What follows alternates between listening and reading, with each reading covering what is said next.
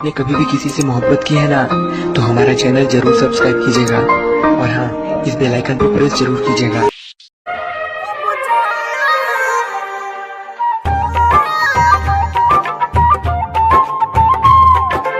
थोड़ा गुस्सा वाली थोड़ा नादान बाड़ू, मगर जैसन भी बाड़ू ए हमार जान बाड़ू।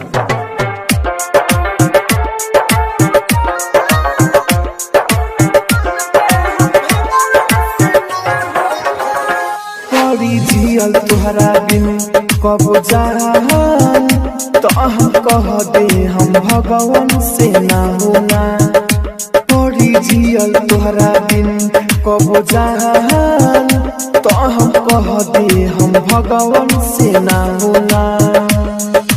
अकेला न रहाई होई जुदाई न सहाई हो, निकल जाई हमारो परान ये जान। पड़ी जियल तोहरा बिन कब जान, तो हम कह दे हम भगवान से ना होना।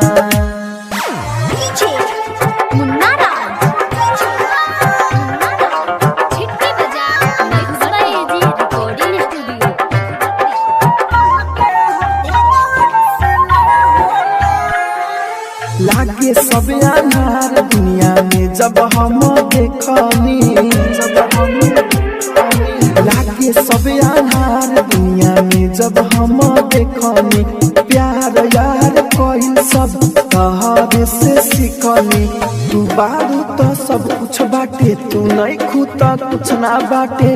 तारा बिना दुनिया वीरान ए जान। पड़ी जियल तोहरा बिन कब जान, तो हम कह दे हम भगवान से ना होना।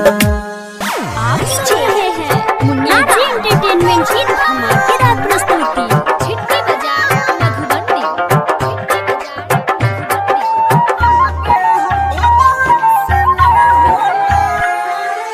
ऐसे आलम के तू हो जान हो, सदरी आलम के तू हो जान हो। तोहरे में बसेला रहुला के जान हो, तोहरेला दिलवा धड़के छीनले हम से लड़के। काहे नहीं दे हम पारा ए जान।